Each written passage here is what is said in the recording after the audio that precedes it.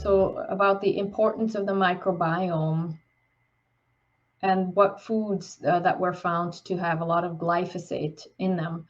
So there was a study done where they actually found that glyphosate was most prevalent in foods that had um, that were grain free, and that was because the oh, you found it. Thank you.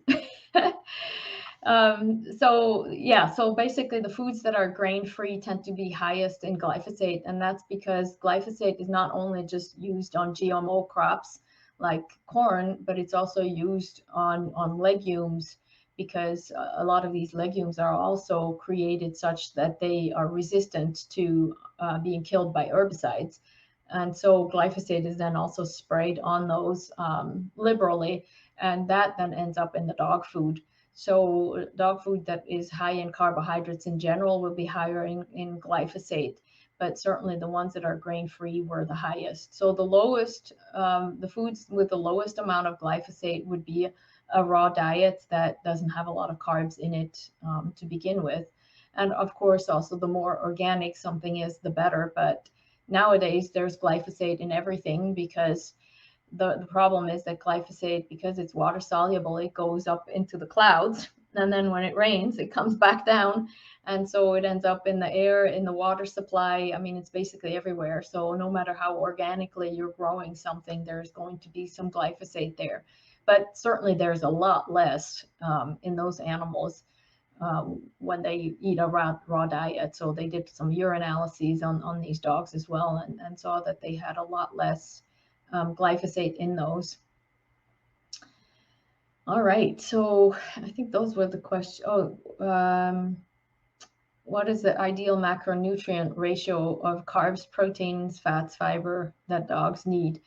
Well, that's a good question. Not as much of a detox question in that sense, but certainly a very foundational question because it goes back to nutrition and feeding a good nutrition.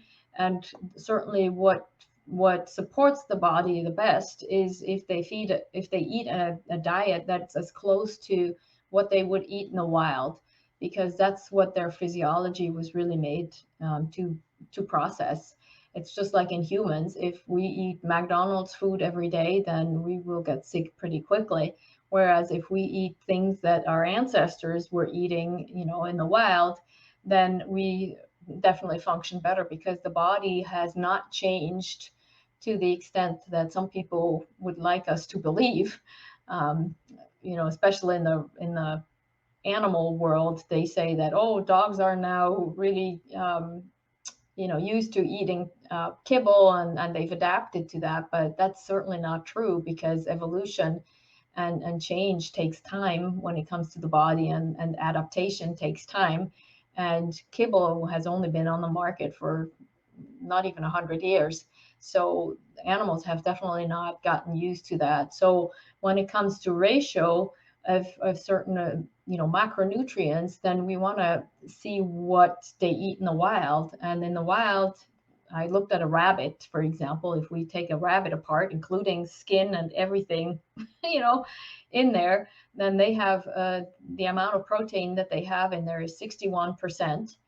Fat is 26% and carbohydrates 12, and that's per dry matter. So that's with all the water removed. Whereas, for example, in kibble, we have kind of the reverse happening. So we have 64% carbs in some formulas, and versus 12% in the food that they would eat in the wild. So if we reverse what they eat as far as macronutrient balance, that's obviously a big issue. And then when it comes to breeds, obviously every breed is going to be a little bit different of maybe what they require and how much they require. But I think we have to go beyond breeds. We have to go to the individual, because every animal is an individual and will have different needs, just like in humans. And that's why there's a gazillion different diets out there. It's because there are so many different individual needs, and the body will have different requirements. And so I think it's really important that we listen to our animal's body and see what they like, because if you have a dog who just absolutely doesn't like vegetables, then that may not be the best food for your dog. Whereas if you have a dog who loves to go in your garden and eat the cucumbers off the vine, then maybe that's what they need, because they're very good at figuring out what they need. They have that sense, just like us too. Oh, today I feel like eating chocolate, or today I'd like some strawberries. So if we listen to the body and our animal's body, then we will also provide them what they need. And that's actually one of the talks. I believe, I can't remember which day, but Carolyn Ingraham talks about that, where you can do a lot of healing by allowing them to use their own senses and to choose. And it's something that I've integrated a little bit more in my practice as well. When I have different herbs that I'm thinking about, I just open the bottle and stick it in front of the dog's or cat's nose and see what they think. And sometimes they will give me an answer on that and be very clear about it, especially when they then want to eat it, even though it smells really bad. Someone like some of these Chinese herbs.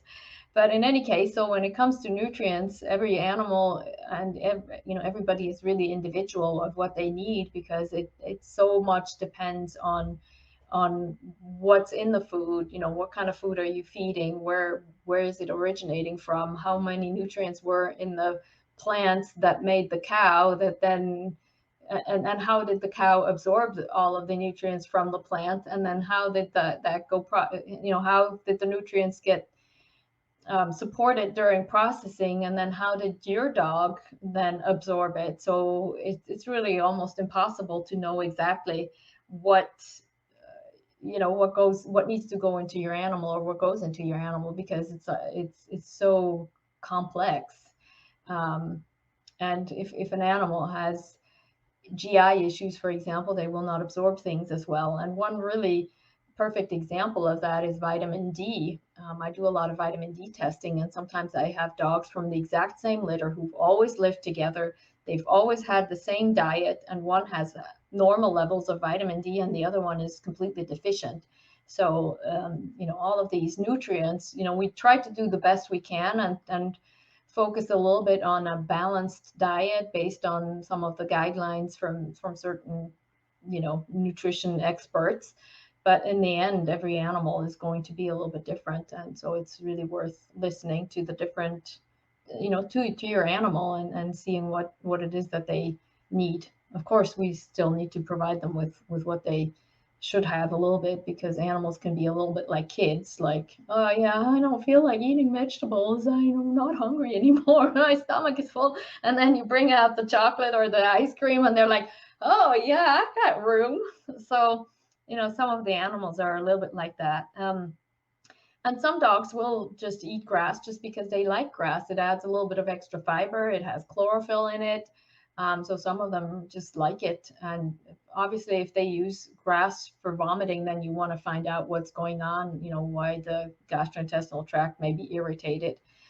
So definitely, you want to kind of look at that. But if a dog eats grass, that's not really usually a big issue. They tend to do just fine with that. Obviously, you want to make sure that they don't eat grass that has been sprayed heavily. Hair tissue mineral analysis, or HTMA, is a non-invasive test that analyzes toxins and minerals in a dog's hair. This next video shows how HTMA is done and how it can benefit your dog.